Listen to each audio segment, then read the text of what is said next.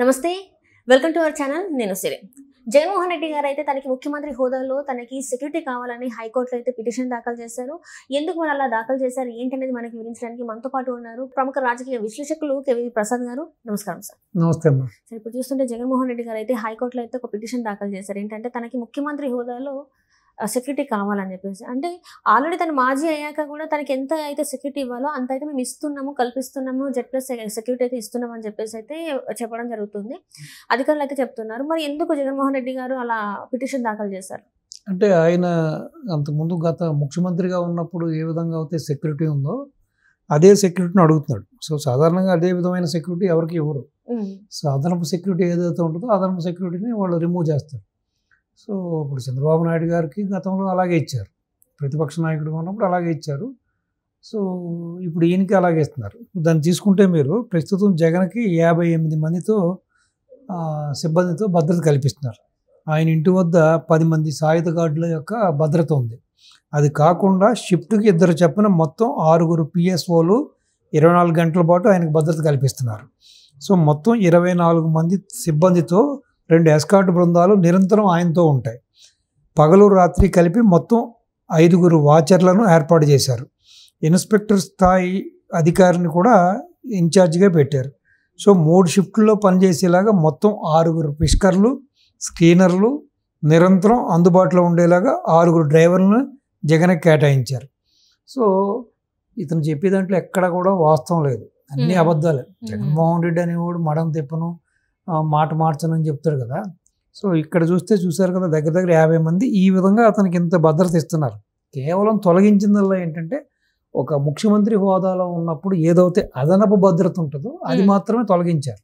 So అది ఎక్కడైనా సరే అది విత్ ఇన్ ద నామ్స్. అది సో ఆ హోదా లేకపోయేటప్పటికీ, ముఖ్యమంత్రి హోదా లేకపోతే ఏదైతే అదనపు భద్రత ఉందో అదనపు భద్రతను ఎవరికైనా తొలగిస్తారు.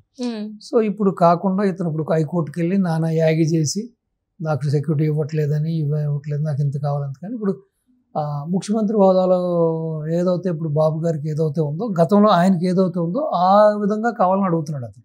సో అది సమంజసం కాదు, అది సాధ్యం కూడా కాదు, ఇవ్వరు కూడా. సో ఒక విధంగా చెప్పాలంటే మీరు చూశారు అతని మానసిక పరిస్థితిని చూసాము, అతని వ్యక్తిత్వాన్ని చూసాము. అతను కొంచెం ఈవినింగ్ అయ్యేటప్పటికి బయటకు వచ్చేవాడు కాదు. మీటింగ్లు కూడా డే టైమే ఫినిష్ చేసుకునేవాడు. సో రెండోది ముఖ్యమంత్రి హోదాలో ఉండి కూడా అతను 10-20 కిలోమీటర్లు కూడా మనం హెలికాప్టర్లో తిరగడం చూసాం. ప్లస్ రెండోది ముఖ్యమంత్రి హోదాలో ఉండి పరదాలు కట్టుకుని తిరగడం చూసాం. ముఖ్యమంత్రి హోదాలో ఉండి రోడ్డుకి ఇరువైపులో ఉన్న చక్కగా ఆ బాటసారులకు కానీ, ఆ రోడ్లో ప్రయాణించే వాళ్ళకి కానీ మంచి స్వేద తీర్చుకోవడానికి నీడనిచ్చే చెట్లని, 100 సంవత్సరాల వయసున్న చెట్లను కూడా అతను నిర్దాక్షిణ్యంగా నరికించడం చూసాం మనం. సో నేను అడిగితే ఏమంటానంటే, ఎంత పిరికి వాళ్ళు రాజకీయాల్లోకి, ప్రజా జీవితాల్లోకి రావకూడదు.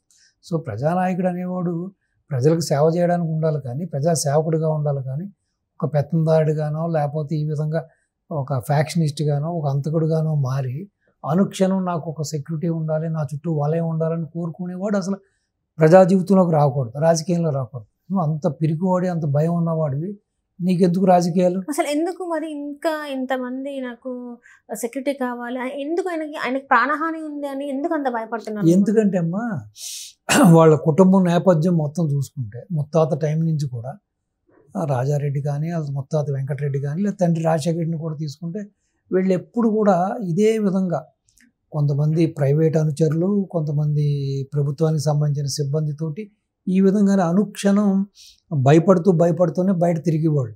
ఏదో పేరుకి ఆ చుట్టూ ఉన్న ఆ గాలి బ్యాచ్గాళ్ళు ఏదో మావాడు పులివెందల పులి లేకపోతే సింహం అని చెప్పుకుంటారు, కానీ వీళ్ళు నిజంగానే పిరికివాళ్ళు.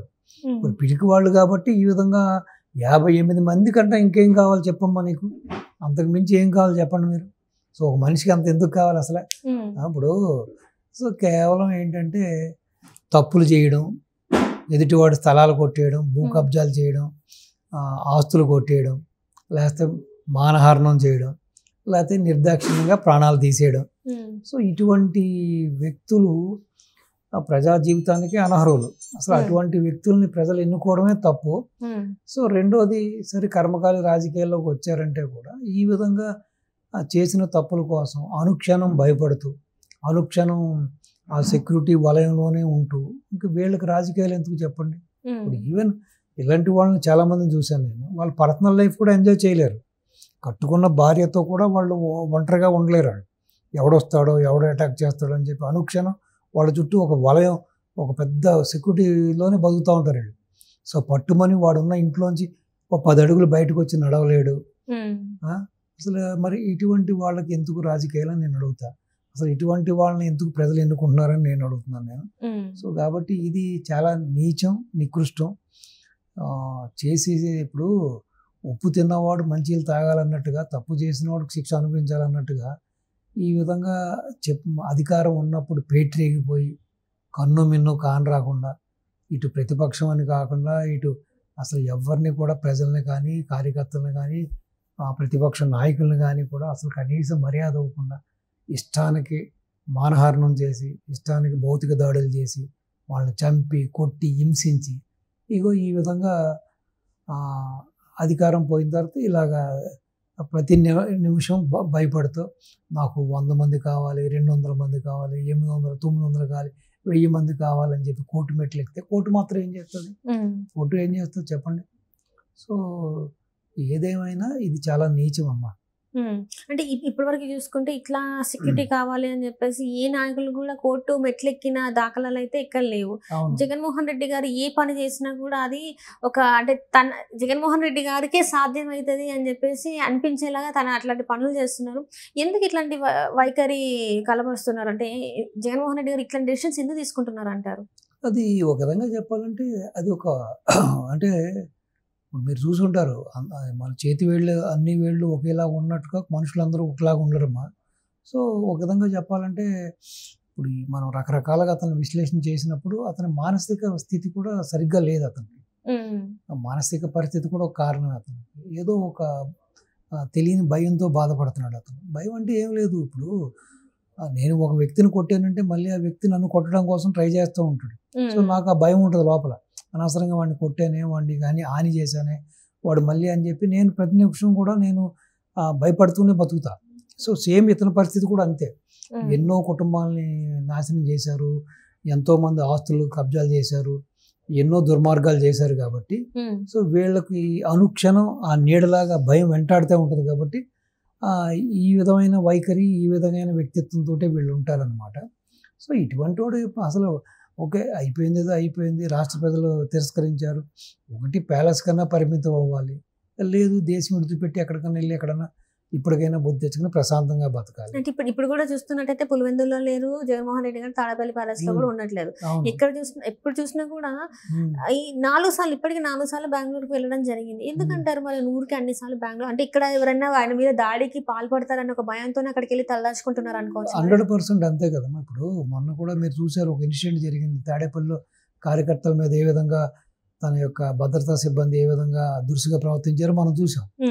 సో ఇప్పుడు కార్యకర్తలు ఏదో వాళ్ళ కష్టసుఖాలు, లేకపోతే పార్టీ ఓటమికి గల కారణాలు, లేకపోతే క్షేత్రస్థాయిలో పార్టీ పరిస్థితి ఎలా ఉంది, సో ఎందుకు మనం ఓడిపోవడానికి కారణాలు ఏంటి, ఏదో అవన్నీ వివరించడానికి వాళ్ళ పాపం ఏదో ప్రజా దర్బారు పెట్టాడు, జగన్ గారు అందరినీ కలుస్తున్నాడు అని వాళ్ళ మీడియాలో దాన్ని వాళ్ళు ప్రసారం చేస్తుంటే దాన్ని నమ్మి వాళ్ళందరూ రావడం జరిగింది. వాళ్ళందరికీ ఎటువంటి పరాభవం జరిగింది, వాళ్ళని ఏ విధంగా అవమానించారో మనం చూసాం. సో ఈ విధంగా చెప్పుకుంటూ పోతే, సో ఒక విధంగా చెప్పాలంటే జగన్మోహన్ రెడ్డి అనేవాడు ప్రజా జీవితానికి కానీ ఇటు ఒక ఈ రాజకీయాలకు కానీ తగడు అనేది అతను తన తానుగా ప్రూవ్ చేసుకుంటున్నాడు. ఇవన్నీ కూడా ఏంటంటే ఇవన్నీ కూడా ఒక ఫైనెస్ట్ ఎగ్జాంపుల్.